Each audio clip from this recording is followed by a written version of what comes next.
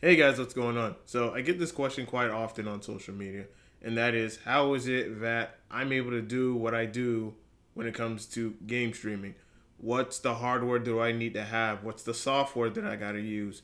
How is it that you're able to do this and make it look like it's so easy that anybody at any level can come into the game streaming industry and make a name for themselves and build this community of like-minded gamers? Like, how is it that you're able to do this? Well, although I am flattered because of that, my one question I would have to ask you is, why is it that you want to get into game streaming? Because there's some things that you're gonna have to know about when it comes to game streaming. Because here's one of the downsides to game streaming, and that is you do it so long, you do it so often to the point where you may not get no kind of traffic. You don't get as many followers as another person who does it for a less amount of time, and eventually you end up burning out. I've seen it happen a lot of times where people go at it very hard and eventually they stop, they get burned out, and then when they try to come back again and be like, you know what, I'm gonna be consistent. I'm gonna schedule everything out, and hopefully I can bounce back from it. Very few do, but many don't. They just be like, you know what, it's not for me. I'm out. I put in so many hours into it, thinking I'm going to get something out of it. When in return, it's a grind. Like, game streaming is a grind. To grow, it is a grind. Even for myself, it took me almost 2 years just to reach 1,000 followers on my Facebook page.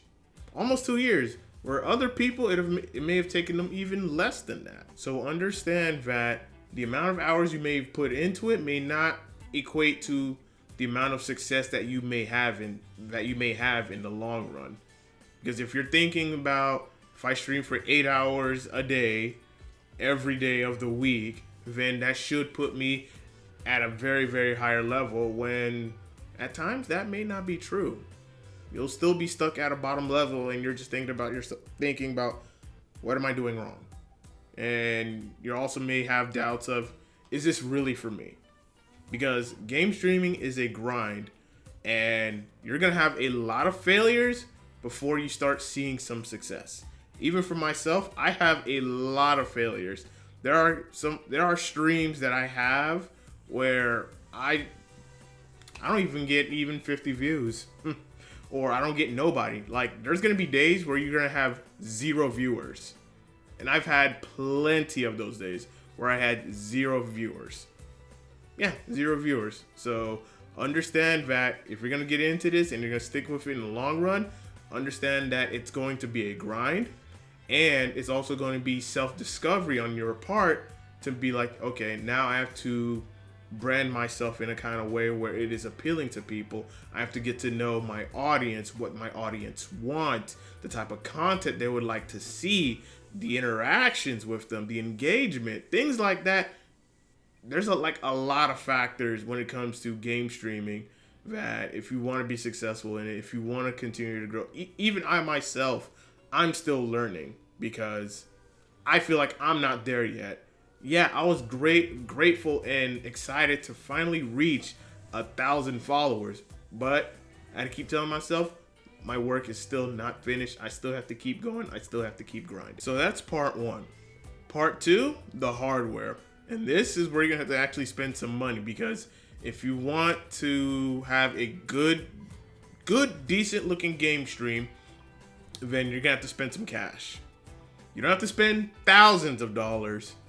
Well, it depends on if you're gonna go for a really good gaming PC that's gonna last you a very long time. Then that's going to be your big main investment, is your gaming rig, your gaming PC. So you want a good, decent computer that can handle streaming and recording, and yeah, you're gonna need that. So you're looking around, I would say, over $700 to $800 on a good PC. It could be a laptop or it could be pre-built. My PC cost me, I would say, $1,000.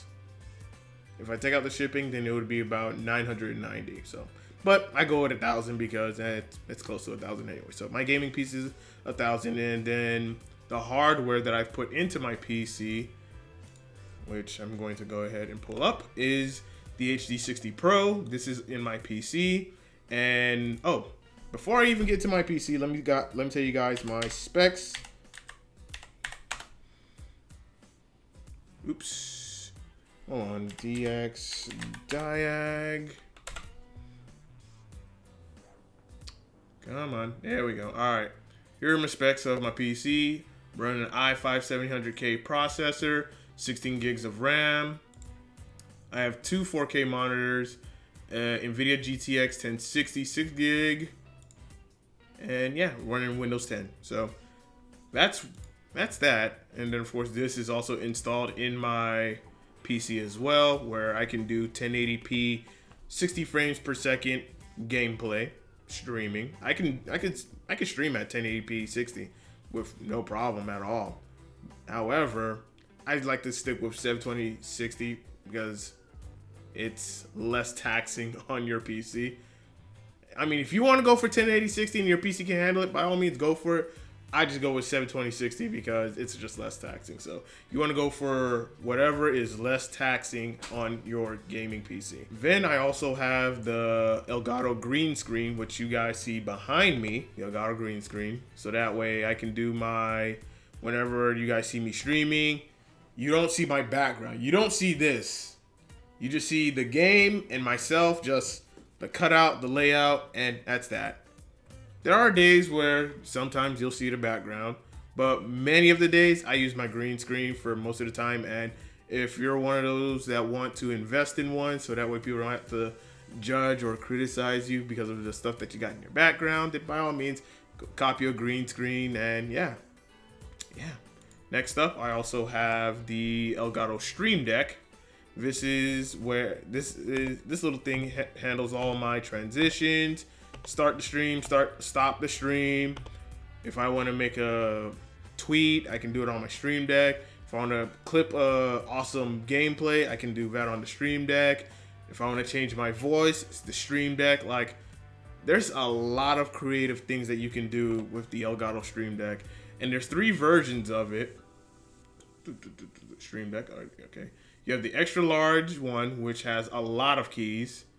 You have the mini, which only has 6. And then your regular, which is what I have, 15 keys.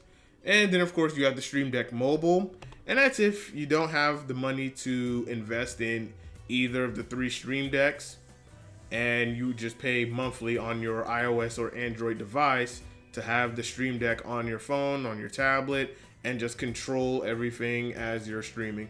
Now, I don't know if that's going to affect the latency between your phone on Wi-Fi and then of course with your computer. I don't know that because I don't have any experience with that, but that's something that you would have to take into consideration if you want. It's a monthly fee that you'll have to pay, but for me, I recommend you just get the Stream Deck. I recommend just saving the money. I would say, I think it's about $150 on Amazon and at Best Buy. And when there's like a Black Friday sale, I believe they'll slash the price down to $100 because that's when I got my Stream Deck at $100. Cop it, get it, and I'm telling you now, you will never regret it. Not gonna regret it at all.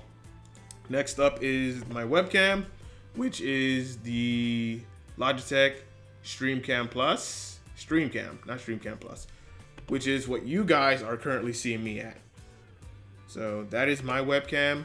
It does 1080 60, and you can invest in, like, if you have a DSLR, a really good DSLR, then I would also recommend you get, go to capture, the Cam Link.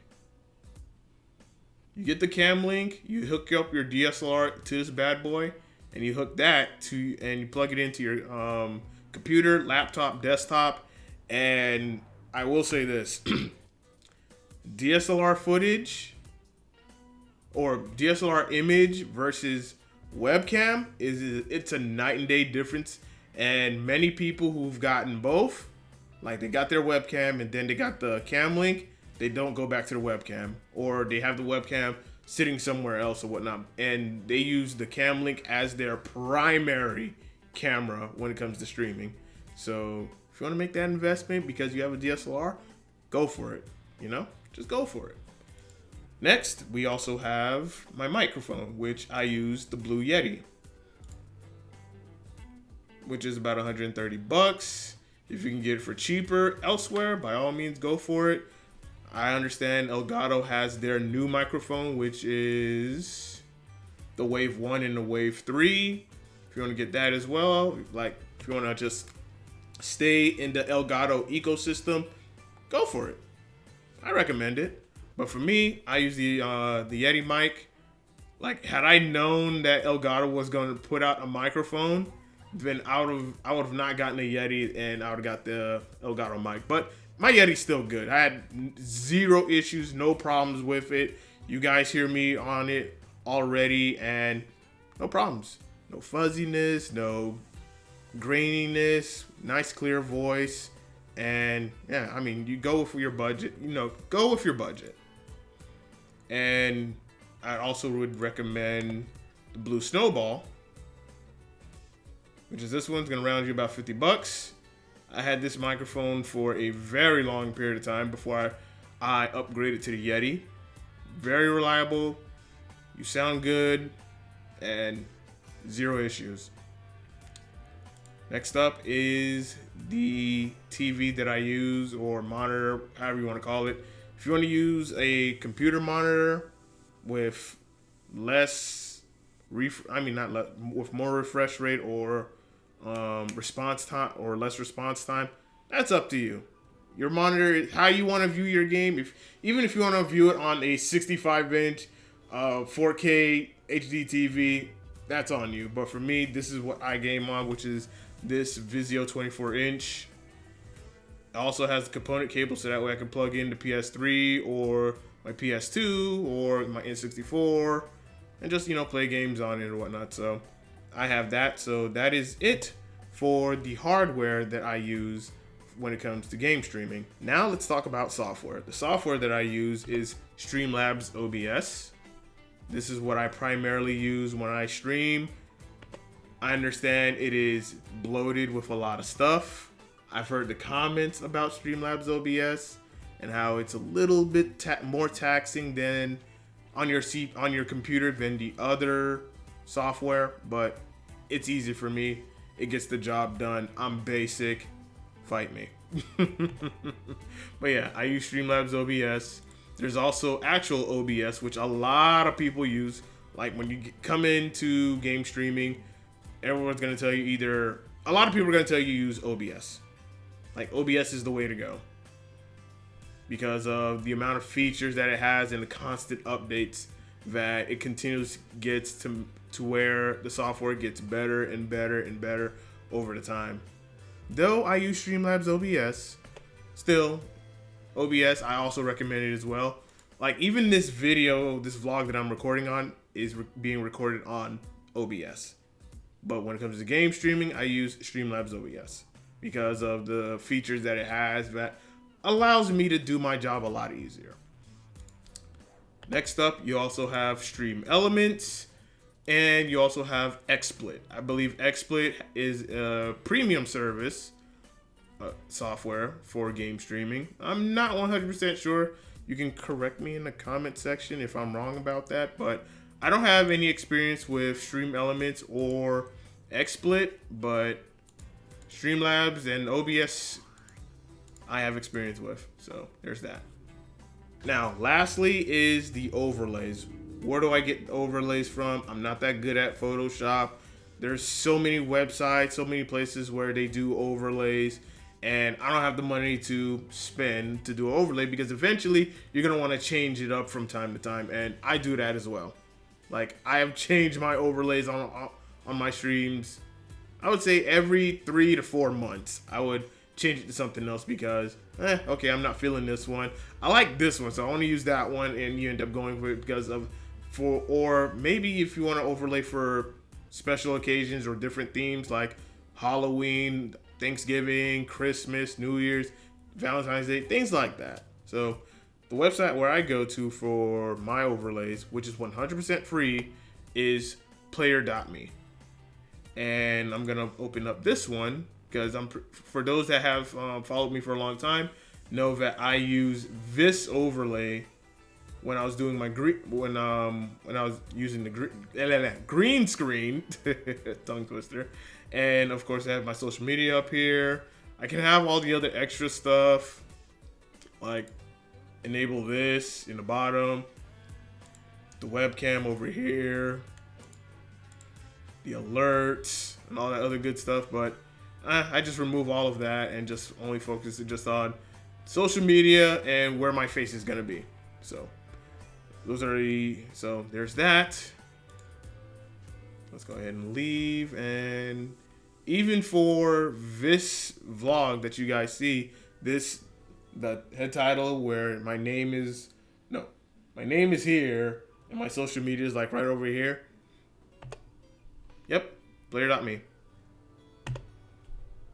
100% free. You can customize it the way that you want. There are lots of examples of overlays that you could use at your own disposal for different set of games, things like that. So you have your options. Well, there you have it. So when it comes to game streaming and how I do it, these are the tools that I use: hardware, software, and just making things happen. So if you're ever skeptical,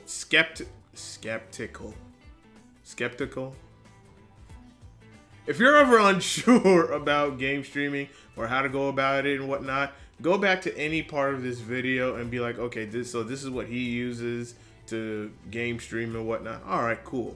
Because I understand you can do game streaming on the PS4 and the Xbox console, but they have very, very limited options. And hopefully with the PlayStation 5 and the Xbox Series X, they give more options to the players, so that way for those that do want to get into game streaming, there's a lot more options. But if you want to spend some money, because you are going to spend some money to get into game streaming and then make something of yourself, then these are some options that you could use. I highly recommend taking some time to further research more into game streaming, the hardware and software aspect of it, and go with your budget, because you don't want to blow your money out on, you don't want to blow too much of your money on something you don't clearly have an understanding of, and then it ends up becoming a wasted investment. So like any other hobby, you're going to invest a lot of money into. So with game streaming, I've invested hundreds of dollars into it, and I'm still currently enjoying it because I get to put out content out there to my fans and interact with them and engage with them and continue to keep on growing. So anyway, guys, y'all let me know in the comment section below what are your thoughts on this. And yeah, until next time, and as always, stay classy.